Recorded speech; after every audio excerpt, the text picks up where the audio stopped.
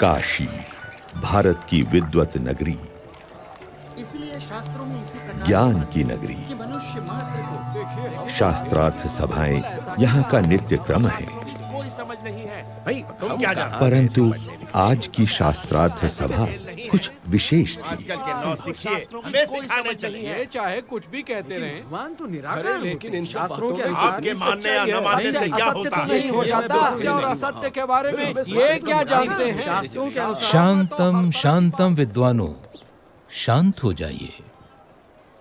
आप सब प्रकांड विद्वानों से मैं काशी का राज पंडित विनती करता हूं कि इस गहन चर्चा को हम यहीं छोड़ दें, ऐसे कैसे हो सकता लेकिन क्यों?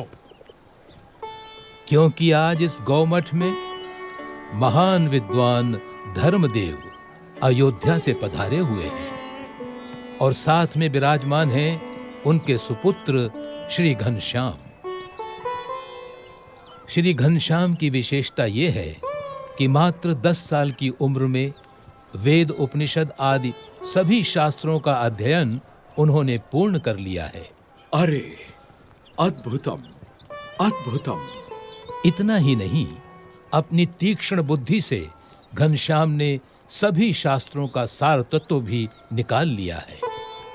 अरे इतनी छोटी सी उम्र में इतनी विद्वता, ये तो कोई असाधारण बालक है। ये तो बिल्कुल असंभव है। हमारे धर्म में इतने शास्त्र हैं कि उन्हें पढ़ते पढ़ते न जाने कितनी जिंदगियां बीत जाएं। ऐसे में इतनी छोटी सी उम्र में ये कोई कर ही कैसे सकता है? ये तो बहुत बड़ा आश्चर्य है। तो इसीलिए मेरा सुझाव है कि घनश्याम जी, आप ही इन सभी विद्वानों के विवाद का समाधान करें। ये दूध मुहा हमको समझाएगा। प्रथमं तु नमस्कारांजलिं समर्पयामि। ऋग्वेद में कहा है कि परमात्मा एक ही है, लेकिन विद्वान लोग एक ही परमात्मा को भिन्न भिन्न रूप से पुकारते हैं। तो फिर इसमें विवाद का सवाल ही कहाँ उठता है? तो बताओ, क्या वो भगवान साकार है या उनका कोई आकार ही नहीं है? भगवान कभी निराकार नहीं हो सकते। यदि भगवान निराकार होते तो उनके द्वारा निर्मित ये सृष्टि कैसे साकार होती?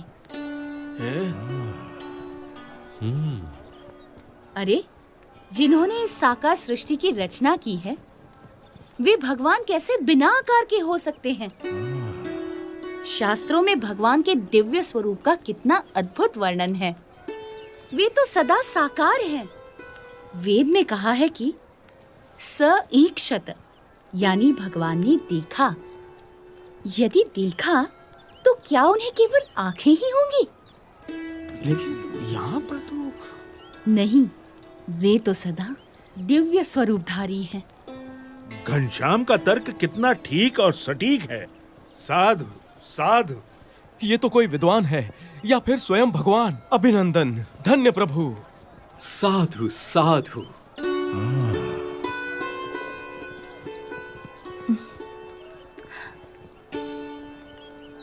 तो आप बताएंगे कि किस साधना से मनुष्य को मुक्ति या मोक्ष मिलता है? मोह का क्षय ही मोक्ष है। इसके लिए जिन्हें मोह ना हो, ऐसे महान सच्चे ब्रह्म स्वरूप संत का सत्संग करना चाहिए। ऐसे संत के सत्संग से ब्रह्मरूप होकर पर ब्रह्म की भक्ति करके ही मनुष्य मोक्ष प्राप्त करता है। उपनिषद में कहा है, ब्रह्म विदाप्नोति परम।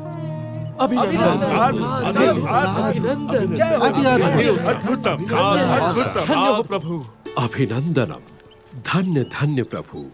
आपकी विश्वसनीय वाणी ने सबका हृदय जीत लिया है।